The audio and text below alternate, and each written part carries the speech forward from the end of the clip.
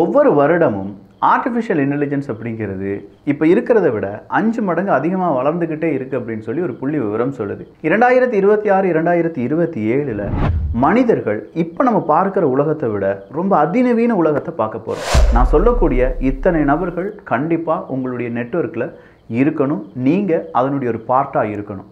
அதை தான் இந்த ஒரு பதிவில் பார்க்க போகிறோம். 20 வயசுலேருந்து 45 வயசுக்கு உட்பட்ட நபராக நீங்கள் ஆணோ பெண்ணோ கண்டிப்பாக இந்த வீடியோ உங்களுக்கானது தான். ஃபர்ஸ்ட் உங்கள் நெட்வொர்க்கில் இருக்க வேண்டிய நபர் யார் அப்படின்னு பார்த்தீங்கன்னா ஒரு லாயர்.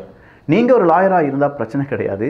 ஆனால் நீங்கள் லாயராக இல்லாமல் 2027க்கு பிறகு ஒரு பிஸ்னஸை ஸ்டார்ட் பண்ண போகிறீங்க, இல்லை தனியாக ஏதாவது சாஃப்ட்வேர் பில்ட் பண்ண போகிறீங்க, இல்லை கண்டிப்பாக ஒரு on business homemade business start பண்ண போகிறீங்க, இன்ஸ்டாகிராமில் இன்ஃப்ளூயன்ஸராக இருக்க போகிறீங்க, இப்படி எதுவாக இருந்தாலுமே உங்களுக்கு ஒரு லாயர்னுடைய ஒரு தேவை இருக்குது. அந்த லாயரை உங்களுடைய நெட்வொர்க்கில் சேர்த்துக்கோங்க. இரண்டாவது நபர் அப்படிங்கிறவங்க டேக்ஸ் அட்வைசர் அப்படிங்கிறவங்க தான். இவ்வளோ நாள் இருந்த இந்தியா வேறு, இனி இருக்க போகிற இந்தியா, அதில் வரக்கூடிய ஆர்டிஃபிஷியல் இன்டெலிஜென்ஸ் என்டையர் வேறு. ஒரு பேன் கார்டு நம்பரையோ ஒரு ஆதார் நம்பரையோ போட்டால் நம்ம வாங்கியிருக்கக்கூடிய லோன், நம்ம கட்டிகிட்டு இருக்கிற இஎம்ஐ, நம்ம வாங்கி வச்சுருக்கிற சொத்து, உங்கள் பேரில் இருக்கக்கூடிய கோல்டு, இது எல்லாமே ஒவ்வொன்றா வந்துடும். ஸோ கண்டிப்பாக நம்ம நெட்வொர்க்கில் ஒரு டேக்ஸ் அட்வைசர் அப்படிங்கிறவங்க வேணும். மூணாவதாக இருப்பது சேல்ஸ் கன்சல்டன்ட்ஸ் அப்படின்னு சொல்லுவாங்க. இனி வரக்கூடிய காலகட்டத்தில் எல்லாருமே பிஸ்னஸ் மேன் தான்.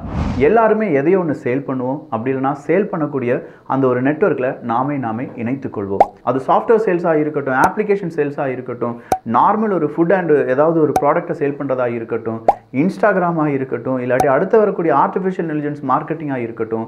ஸோ கண்டிப்பாக உங்களுடைய நெட்வொர்க்குள்ளே ஒரு சேல்ஸ் கன்சல்டன்ட்ஸ் அப்படிங்கிறவர் இருக்கணும். அடுத்ததாக ஒரு அக்கௌண்டன்ட் அப்படிங்கிறவங்க தனிப்பட்ட முறையில் உங்களுக்கு இருக்கணும். அதுக்கு அடுத்தபடியாக ஒரு நபர் வேணும் அப்படின்னா மார்க்கெட்டிங் எக்ஸ்பர்ட்ஸ் அப்படிங்கிறவங்க வேணும். இது எதுவுமே நான் பெருசாக உயர்த்தியோ இல்லாட்டி ஒரு நபர் வேணும் அப்படிங்கிறதுக்காகவும் சொல்லலை. நான் ஒரு ஹவுஸ் ஒய்ஃப் விக்கி, நான் ஒரு வீட்டில் தான் இருக்கேன், நான் இப்படி தான் ஒரு ஆஃபீஸில் சாதாரண வேலையில் தான் இருக்கேன், இப்படிங்கிறவங்க கூட இந்த விஷயத்தில் இருக்கக்கூடிய நபர்கள் கூட பேச வேண்டும் அப்படின்னு சொல்கிறேன். அடுத்ததாக ஒரு கிராஃபிக் டிசைனர். அட்லீஸ்ட் ஒரு கிராஃபிக் டிசைனிங் சாஃப்ட்வேராவது நீங்கள் தெரிஞ்சு வச்சுருக்கணும். அப்படி இல்லைனா ஒரு கிராஃபிக் டிசைனர் உங்களுடைய ஒரு காண்டாக்டில் இருக்கணும். கடைசியாக ஃபிட்னஸ் அப்படி இல்லைனா ஹெல்த் கோச் அப்படிங்கிறவங்க உங்களுடைய காண்டாக்ட் லிஸ்ட்டில் இருக்கணும். இனி வரக்கூடிய காலகட்டத்தில் உடம்பை பாதுகாக்க வேண்டிய ஒரு தனி பெரும் கடமை நமக்கு இருக்குது. இதை செஞ்சாதான் இனி 2027 ஒரு மனிதனாக சரியான சக்ஸஸ்ஃபுல் பிஸ்னஸ் மேனாக, அப்படி இல்லையா ஒரு பணக்காரனாக மாறுவதற்கான வாய்ப்பை நம்மளால் ஏற்படுத்த முடியும். அதுக்கு இத்தனை நபர்கள் உங்களுடைய காண்டாக்ட் லிஸ்ட்டில் இருக்கணும். நான் சொன்ன இத்தனை நபர்களில் உங்களுக்கு யாராவது மிஸ்ஸிங்காக இருக்கலாம். சீக்கிரமாக அந்த காண்டாக்ட் லிஸ்ட்டை உங்களுடைய நெட்வொர்க்கில் சேர்த்துக்கோங்க.